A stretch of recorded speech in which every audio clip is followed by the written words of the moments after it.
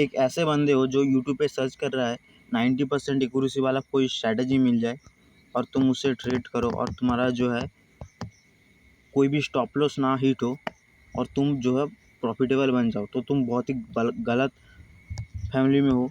तुम कुछ ही दिनों के अंदर लॉस लेकर मार्केट से बाहर होने वाले हो, वो भी बहुत ही बड़ा लॉस लेकर मार्केट से जाने वाले हो, क्योंकि ऐसा कोई बंदा पैदा ही नहीं हुआ कि वो बिना लॉस लिए मार्केट में प्रॉफिटेबल हो जाए। लॉस लेना ही एक कला है।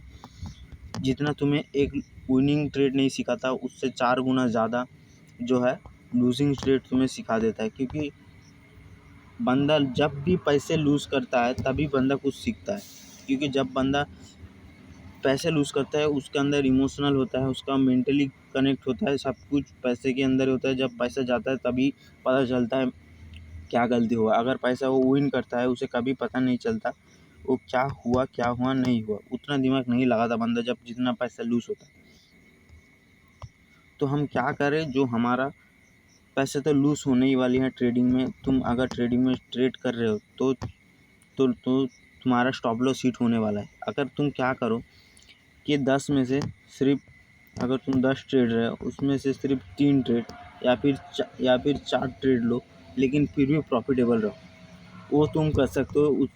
तुम उस रिस्क टू रिवॉर्ड बढ़ा के जो 10 में से सिर्फ 4 ट्रेड लेकर भी प्रॉफिटेबल हो सकते हो, लेकिन 10 में से तुम 9 ट्रेड लेकर विन कर नहीं कर सकते। 10 में से तुम या सोचो कोई भी यूट्यूब वीडियो देख लिया, 10 में से 9 में से 10 ट्रेड तुम लोगे इजीली और प्रॉफिटेबल बन जाओगे। किसी भी यूट्यूबर का एक स्ट्रैटेजी देख लिया 90% एक्यूरेसी वाला, ऐसा नहीं होता। तुम भूल जाओ, ट्रेडिंग सीख रहे हो उससे, या फिर तुम ट्रेडिंग कर रहे हो, तुम सिर्फ गैम्बलिंग कर रहे हो यूट्यूब पे, ट्रेडिंग स्टॉक मार्केट में आके।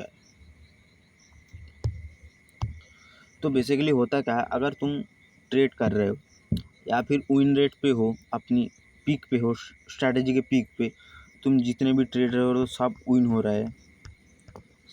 रहा है, एक भी ट्रेड लूज नहीं हो रहा।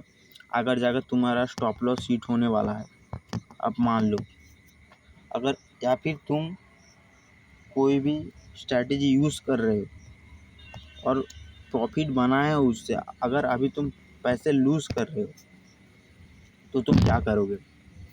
तो तुम ऐसे सिचुएशन में अगर हो तो तुम्हें कॉन्ग्रेचुलेसन, तुम जैसे ही लॉस के फेस क्रॉस करोगे तुम्हें वो स्ट्रैटेजी का 50% से ज़्यादा नॉलेज हो गया होगा।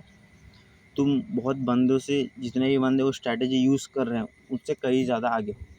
कोई भी बंदा यूट्यूब पे वीडियो देखता है 90% एक्यूरेसी वाला विन रेट स्ट्रैटेजी, और वो फॉलो करने लग पड़ता है, क्योंकि वो उसे बताया जाता है वो 90% एक्यूरेसी वाला स्ट्रैटेजी। वो डेफिनेटली 90% एक्यूरेसी वाला स्ट्रैटेजी नहीं है। वो जिस बंदे का यूट्यूबर ने बताया है उसके लिए 90% होगा, लेकिन जो न्यू बंदा ना, जिसके जो कैंडलस्टिक पहचाने नहीं जानता, वो कौन सा स्ट्रैटेजी से 90% एक्यूरेसी कर ले। भाई बताओ ये मुझे पहले, ये तो कभी भी पॉसिबल ही नहीं है। एक न्यू स्ट्रैटेजी से तुम ट्रेड करने लग जाओ और उसका विन रेट 90%, ये कभी नहीं हो सकता। तो तुम क्या कर सकते हो कि तुम जो है विनिंग, अगर तुम लूजिंग स्टेट में हो तो तुम क्या कर सकते हो, और तुम विनिंग स्टेट में हो तो कैसे लूजिंग स्ट्रीक का प्रिपरेशन कर सकते हो। पहली बात, तुम्हें तुम्हारा स्ट्रैटेजी का ए टू जेड जितने भी, यानी कौन टाइम में जो है तुम्हारा स्ट्रैटेजी अच्छा यूज़ करता है। अगर मार्केट अप ट्रेंड में है, मार्केट ऐसे ऊपर जा रहा है, अप ट्रेंड में है, तो मार्केट कैसे मूव करता है, यानी तुम्हारा स्ट्रैटेजी कैसे यूज़ होता है।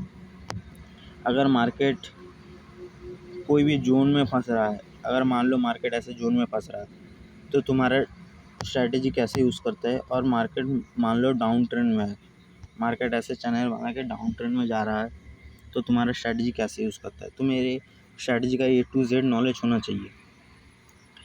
अगर नॉलेज है तुम्हारा, और तुम्हारा नॉलेज होने के बाद विन रेट आ रहा है 50%, 40%, मान लेते हैं 40% आया तुम्हारा विन रेट का स्ट्रैटेजी, कोई बात नहीं, बहुत ज़्यादा है 40%, मैं तुम्हें 40% में प्रॉफिटेबल बना के दिखाऊंगा। 40% विन रेट आने वाला है 10 में से, यानी मान लेते हैं 4 ट्रेड जो है प्रॉफिटेबल करोगे, 6 ट्रेड लॉस करोगे। तो इससे इन द एंड होगा क्या, आपके पहले से ही माइंड में एक सिग्नल चल जाएगा, मैं 6 ट्रेड लूज़ करने वाला हूँ और जो है 4 ट्रेड प्रॉफिटेबल करने वाला हूँ।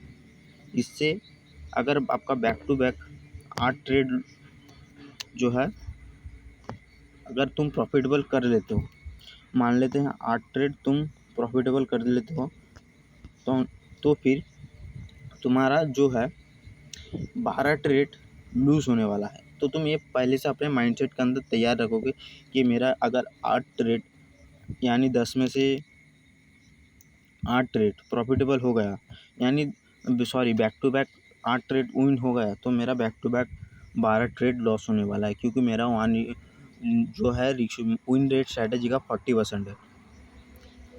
तो ये तुम्हें माइंड में पहले रखना पड़ेगा। इससे होगा क्या, इससे तुम पहले से प्रिपरेशन करके रखोगे। अगर लूजिंग स्ट्रीक आया तो तुम नहीं घबराओगे और ट्रेडिंग से इतना भी बड़ा नहीं लॉस कर पाओगे कि तुम्हें ट्रेडिंग छोड़कर ही जाना पड़े। तो कैसे मनी को मैनेजमेंट करें, सबसे बड़ी प्रॉब्लम है। मनी को कैसे मैनेज करना पड़ेगा,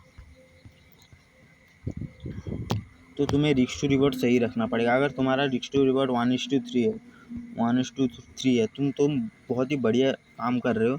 अगर तुम 10 में से 100 में से 25% ट्रेड विन कर रहे हो, 25% ट्रेड विन कर रहे हो, तो तुम प्रॉफिटेबल होगे। अगर 10 में से 3 ट्रेड सिर्फ प्रॉफिट कर रहे हो तो तुम प्रॉफिटेबल होगे, यानी 10 में से सिर्फ 3 ट्रेड यानी 7 ट्रेड अगर तुम लूज़ भी कर रहे हो तो तुम प्रॉफिटेबल होगे।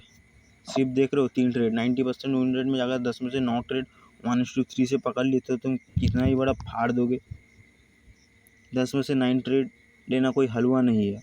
अच्छे ट्रेडर के बड़े बड़े हवा निकल जाते हैं 10 में से 9 ट्रेड प्रॉफिटेबल करने में, और तुम कर रहे हो, एक बिगिनर बंदा 10 में से 9 ट्रेड कैसे प्रॉफिटेबल कर लेगा। यही है बात। और दूसरी बात, अगर आप लूजिंग स्ट्रीट में हो तो आपको